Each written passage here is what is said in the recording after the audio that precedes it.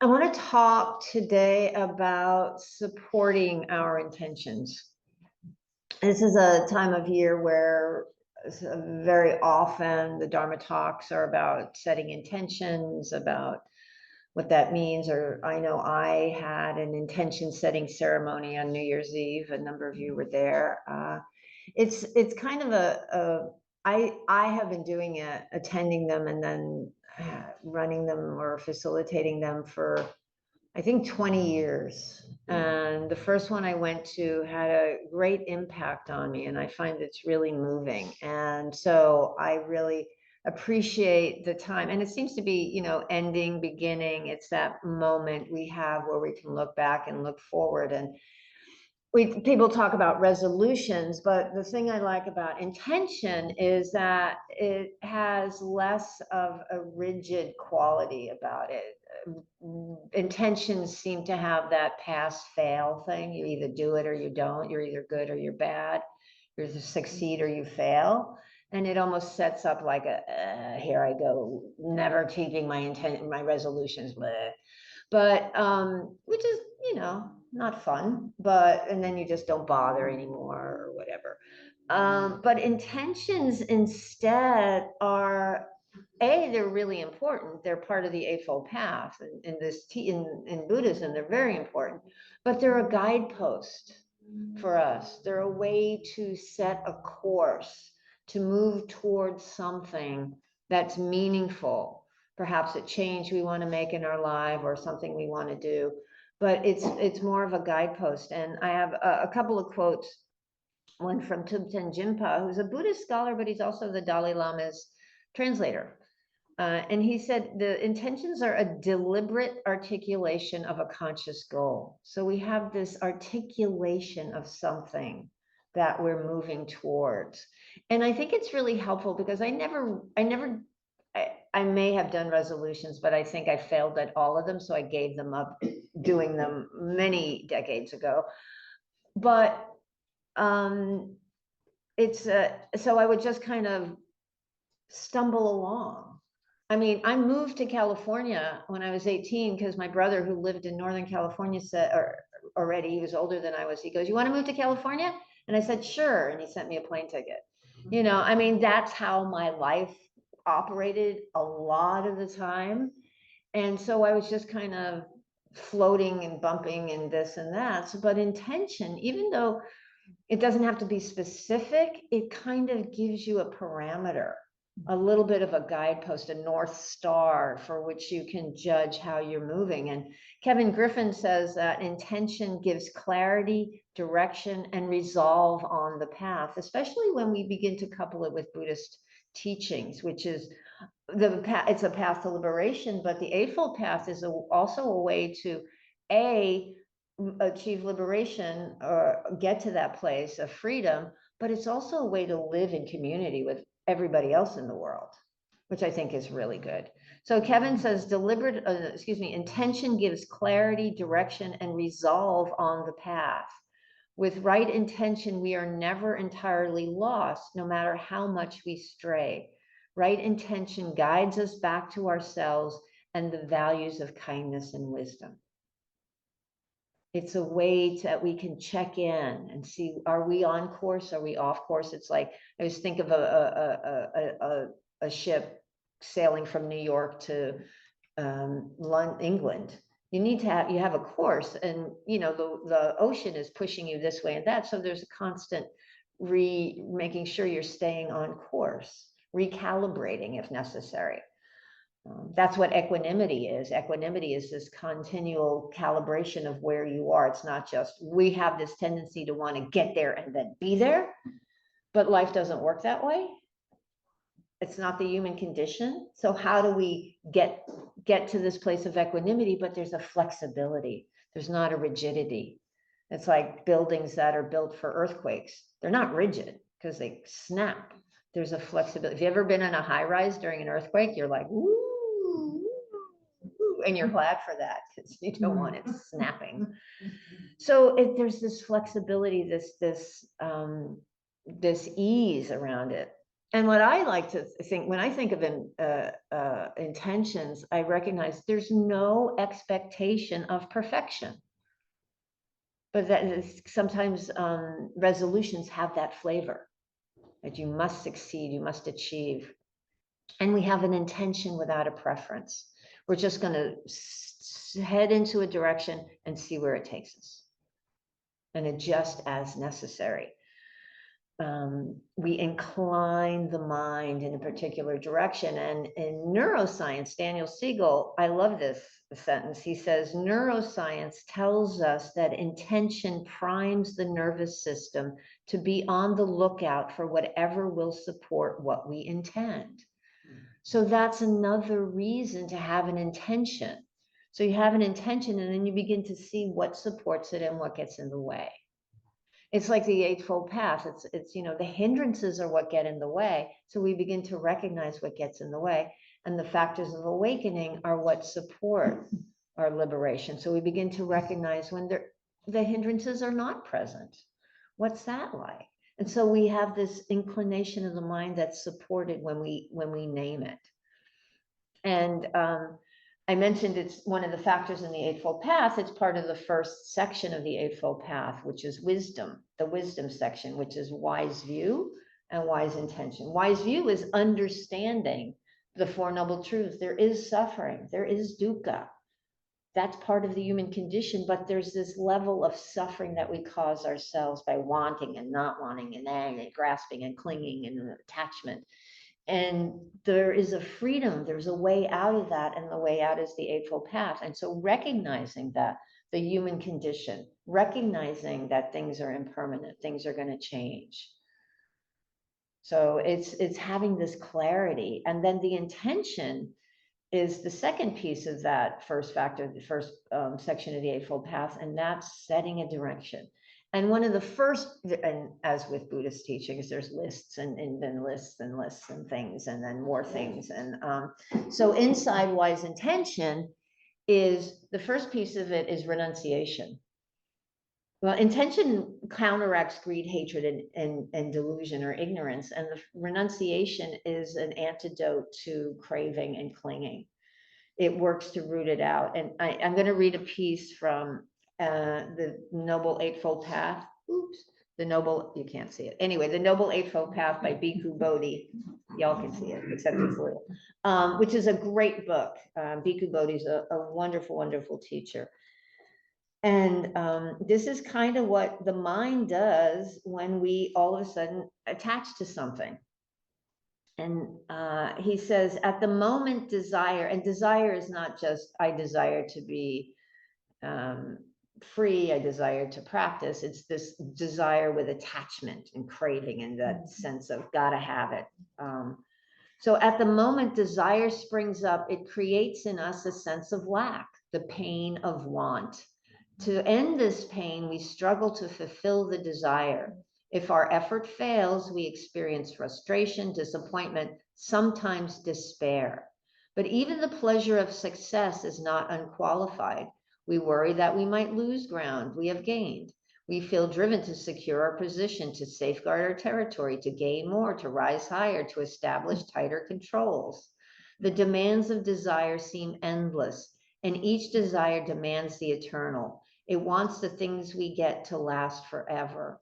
But all the objects of desire are impermanent, whether it be wealth, power, position, or other persons. Separation is inevitable, and the pain that accompanies separation is proportional to the force of attachment. Strong attachment brings much suffering. Little attachment brings little suffering. No attachment brings no suffering. Recognize any of that stuff? No. And that last sentence is very much like, is a corollary to what Ajahn Chah said, which is let go a little, get a little peace, let go a lot, get a lot of peace, let go completely, have complete peace. The more we attach, the more we suffer, the more we let go, the more freedom there is. And so renunciation is not just letting go to be a good person.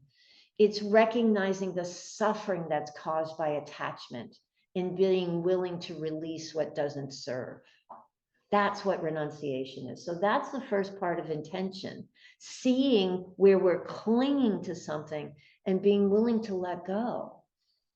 Rick Hansen talks about when we let go to bring something else in, which is that's what intention is. I'm going to let go of this addiction to busyness and bring in this quality of ease.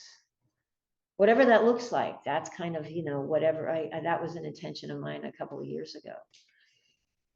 And it may take years to get there, but it's a direction to move it. Like I said, it's not achieving a goal, it's moving towards something. So that helps to root out this craving, this clinging. And then the next piece is goodwill, which roots out ill will, aversion. And it's we greet the world with goodwill, metta, kindness. That's how we face. That's when we talk about in meditation, greet your experience with friendliness. Watch this judging mind that may pop up, this aversion. Oh, I don't like that. That's no good. That instead it's like, hi, how can we be with you? And then the next piece that also is harmlessness, this idea of compassion, not causing harm to ourselves or to others. And so we meet the world, we wish good for all beings. And when we greet beings in suffering, we have compassion for them. So it's this moving with both of those. That's that equanimity piece, appropriate response to our experience. And then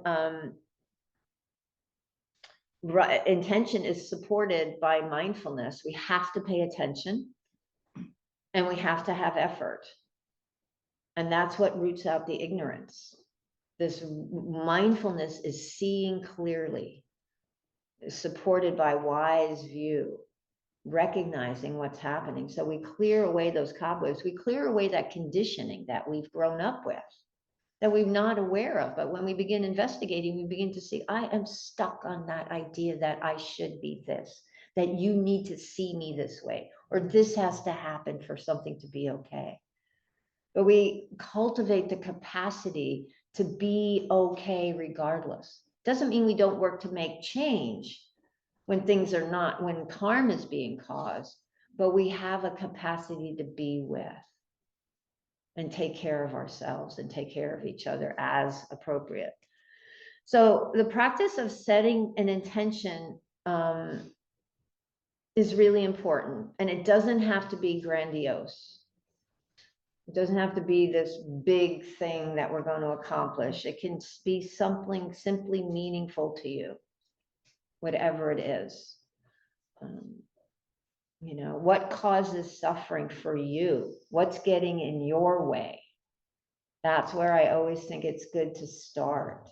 What's annoying to me right now?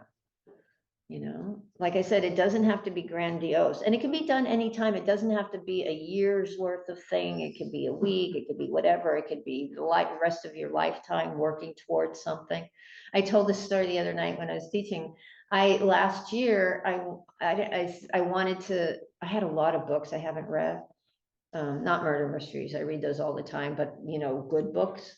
And I had a pile of them, and I said, I'm going to take an hour or a half hour every day and read of start reading through these books. And I think I mentioned a couple of weeks ago, when I did that, I went out and bought a bunch more books. I'm going to read. And I did for a while. And I did read a few books, and then I noticed it's like, oh, I'm not doing that.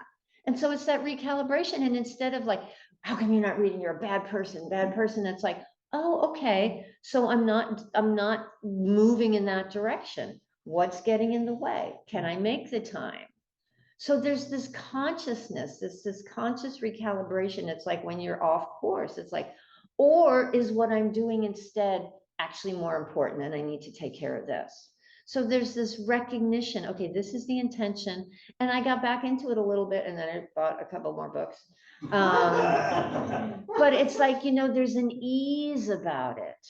There's an ease about it. It's like New Year's Eve before 2020, you know, my intention was to become more comfortable with impermanence. And then 2020 happened and I'm like, whoa. But so that's kind of like, these are like intentions that are there. But one big one that I set at a New Year's Eve intention setting, I don't remember, it was maybe 2010, 11, a long time ago, maybe earlier than that, was to live with an undefended heart.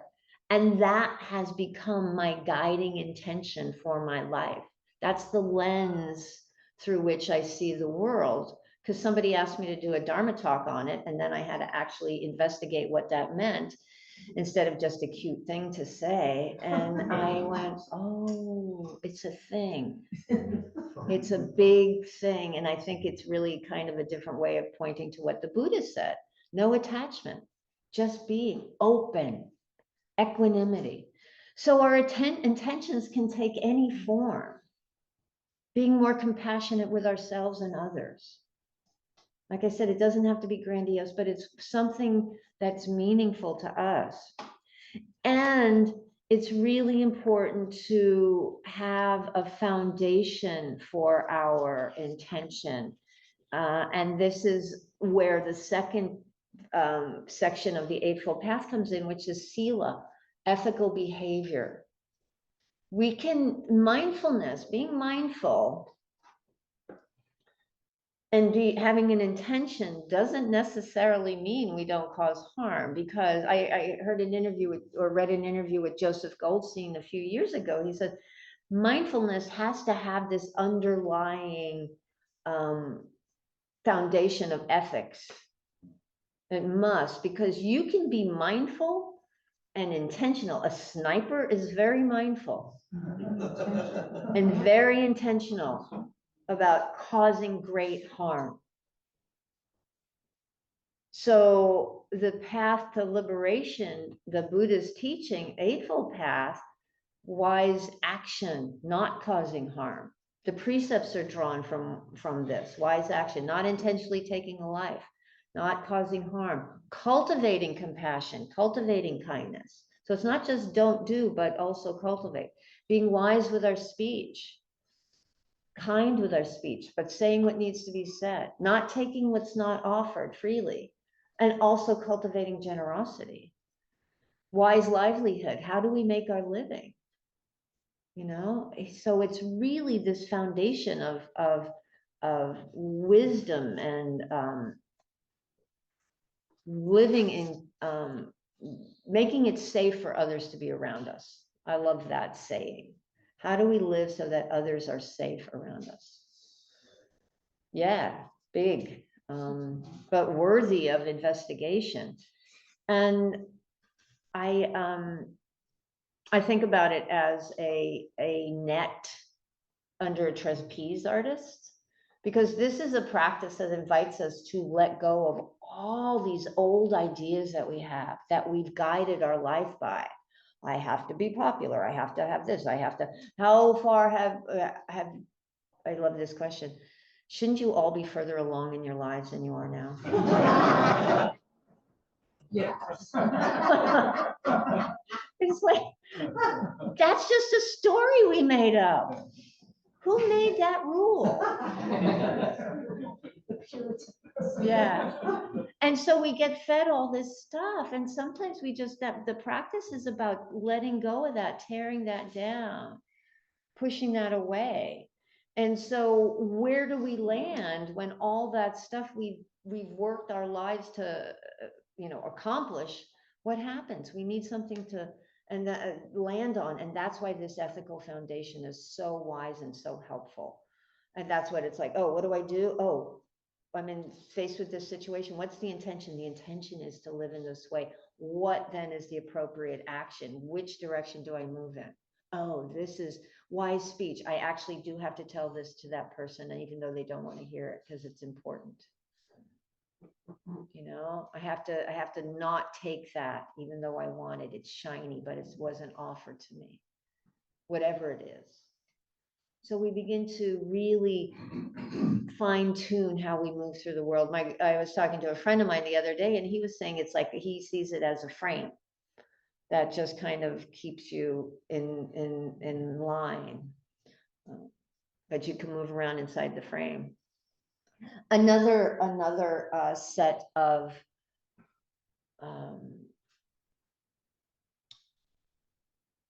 qualities that I think are helpful for moving or developing an underlying foundation are the paramis, which are a teaching I love. They weren't taught by the Buddha as such, but he taught all these qualities, and then they were made into a list a little bit after he died. And Thanissaro Bhikkhu, Tanjeff, the monk who's outside San Diego, he said they are a useful framework for developing a fruitful attitude toward daily activities. They're really accessible to householders, which I think we all are. I don't think there's monastics in here. And Sylvia Boorstein wrote a book, I can't remember the name of the book offhand, about the paramis. And she said they're the natural inclination of the heart, which we which we use as a guideline. And not that we have to sit here and go through all 10 of these each day. And it's interesting, in Theravada tradition, there are 10. In Mahayana tradition, there are 6. So, but they're all pretty much the same. And so just, excuse me, mentioning what they are. And some of these we've already talked about. Generosity, antidote to craving, practicing generosity. Where am I being stingy? Can I be a little bit more open here? So we use these as an intention as we're moving, guiding our lives. Ethical behavior, renunciation, wisdom, this clarity, this seeing what's really happening, not the stories that we have been living with, but the reality of what's present. Energy, making the effort to show up, making the effort to come back when our mind is somewhere else, and the end, making the effort to stay where we are. Patience. I love Gil Fronsdal. Gil Fronsdal said that patience is only necessary when we don't like what's happening. So if you're like, it's like, pause. Take a look at what's going on. Oftentimes when I'm impatient, I ask myself, okay, if I get what I want, if this person gets out of the, the 5-item lane with their 20 items or whatever it is, will I live happily ever after? Will my life be that much different? So it's, it's those types of things. Truthfulness, again, part of wise speech, honesty, saying what's true, saying what's necessary, saying what's helpful, saying it kindly, saying it at the right time. And not just saying, but communicating. So important in this world of non-verbal communication. Texting and emails and social media. Important how we show up. And then determination to, do this, really bearing down. Oftentimes people flit from one practice to another, because once you really start getting into it, it's challenging to change the way you live and see the world and do things differently. And we want it now, but it doesn't happen now because I didn't get here overnight. And then the last 2, metta, goodwill, kindness, and equanimity. Equanimity is at the end of so many lists, because that's it. It's this capacity to be present with our experience without preference, a willingness to be where we are and to respond appropriately with kindness, with compassion, with joy, whatever makes sense in the moment. And then another, I love this too, but I think it's really important. Core values, having whatever you use to gird your intention and give yourself a foundation. I think it's really important. And I think core values are also really important. I did a chaplaincy training a few years ago, and they had us do this core values exercise. And if you Google core values, you will find bazillions of lists with bazillions of values on them. And what you can do, and what they had us do in the training, was just pull out the ones that are most meaningful, and then kind of sort them into lists that are where that kind of go together, and then pick out the most meaningful one. So just make a list, 5 different lists, and then you have 5 core values. And instead of being overwhelmed. And so I decided from one of these lists, I was going to pick one from each letter of the alphabet. So adventure, balance, commitment, dependability, excellence, fairness, grace, humility, inclusiveness. And then I decided the alphabet was too long. And a lot of work. And I jumped. Peace, resilience, vision. You know, I mean, there's so many things. But to find our North Star, that's what I love, the beauty of the practice. The Buddha said, find your way, ehipassiko. With these core non-harming, this core of non-harming is so important.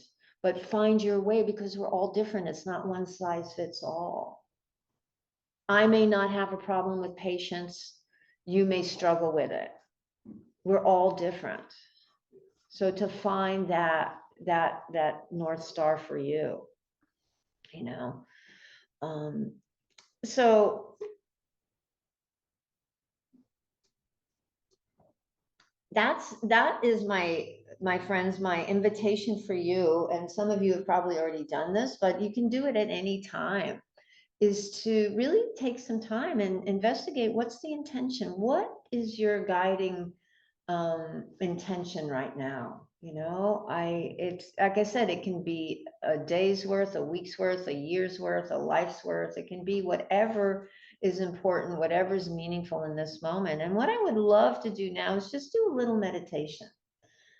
So just settle in, and we're only going to be here for a few moments. But I invite you to just settle in,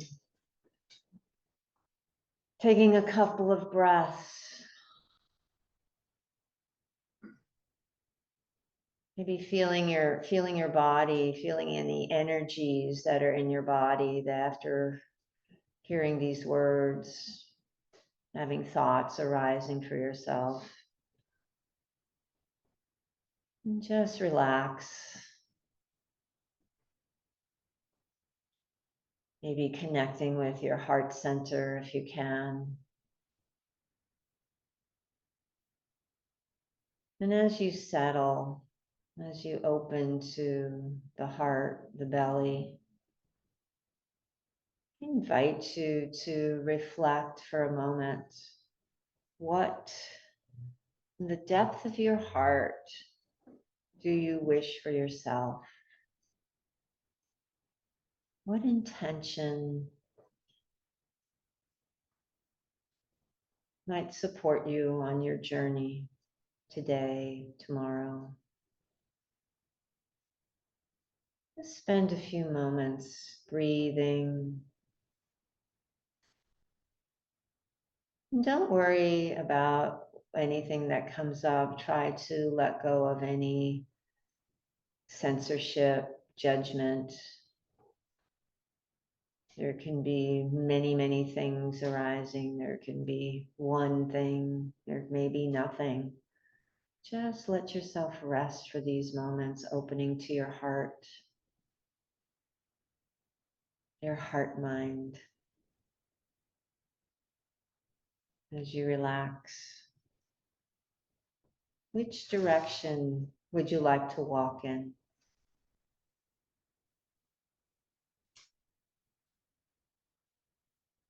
What dukkha would you like to release? What would you like to have in its place? These are all questions that can support your moving to intention.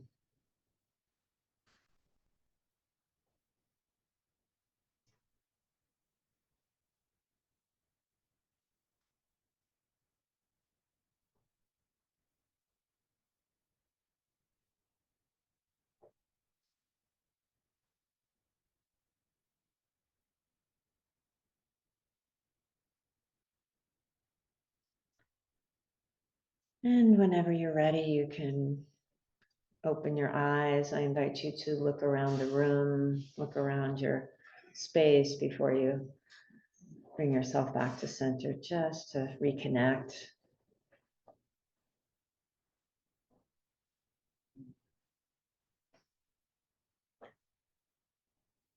So whatever came up for you, I invite you to take that with you.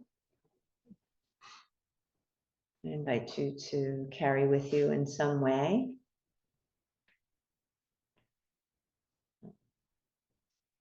Let go of shoulds and have tos and gotta get this done. And let it be just a guiding light, a North Star to take you just one step. Because when you take that one step, then you'll see what the next step is. We can't see more than one step ahead. I can make a plan, but I don't know what's going to happen until they take that next step. It's like trying to get to Oz and knowing every brick in that yellow brick road. I only know the next one. So these are my thoughts, my friends, on intention and the support of intention. And I hope it's been of some benefit. So thank you. And if anyone has any questions, thoughts, comments, thanks. Well, thank you. I like to end a few minutes before 12, so we can move around and be gone by 12:30, which is when we have to be out of here. So thank you again, my friends, for being here. I don't know who will be here next week. I know I'll be back at the end of the month. And then there are other groups. This is the in-person group and online once a week. And then we have Tuesday night, Meditation as Refuge at 6:30. These are all on Zoom. And then peer-led on Wednesday, and then Metta on Friday. I'm doing Metta this Friday. And so those are all online. And then a reminder, Rule, please.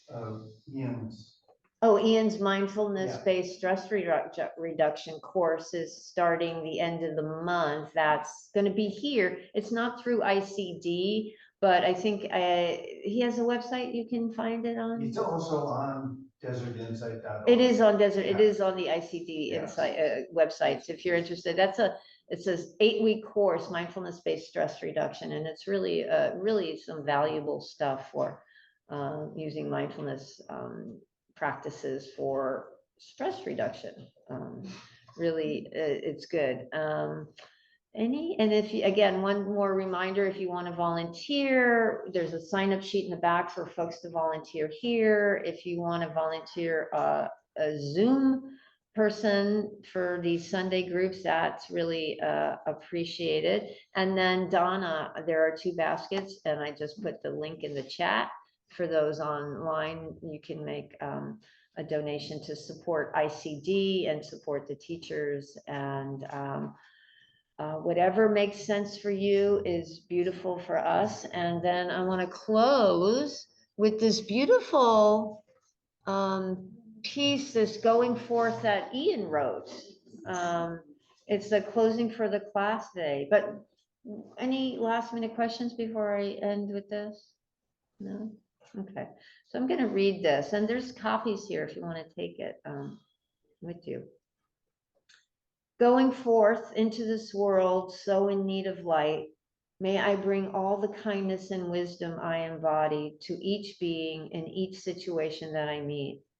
May the power of my practice today strengthen my resolve to be an agent of peace and justice in this world. Going forth together into this world so in need of light, may we together bring all the kindness and wisdom we embody to each being in each situation that we meet. May the power of our practice today strengthen our resolve to be agents of peace and justice in this world. We dedicate our practice for the liberation of all beings, the great, the small, the wise, the ignorant, the powerful, and the powerless. May all beings be liberated from sorrow and loss, hatred and injustice, scarcity and want, and every form of suffering. May our practice today be a prayer for peace, and may it benefit all beings without exception. May all beings be free. So thanks, everyone. So good to see you. Happy New Year again. And don't listen, Zoom people, because there's treats in the back of the room, so please help yourself. So thanks, everyone. It's good to see you.